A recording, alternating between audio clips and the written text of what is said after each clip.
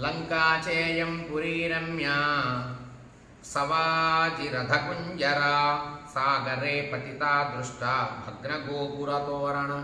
ఓ రాక్షస స్త్రీలారా, నాకు స్వప్నంలో రావణాసురుడు చేత పాలింపబడుతున్నటువంటి ఏ లంక అయితే ఉన్నదో, లంకా పట్టణం ఉన్నదో, ఆ పట్టణంలో ఉన్నటువంటి ఏ గోపురాలు అయితే ఉన్నాయో, ఏ ముఖద్వారాలు అయితే ఉన్నాయో అవన్నీ కూడా విరిగిపోయి భగ్నమైపోయి కాలిపోయి సముద్రంలో కలిసిపోయినట్టుగా నాకు స్వప్నం వచ్చిందమ్మా.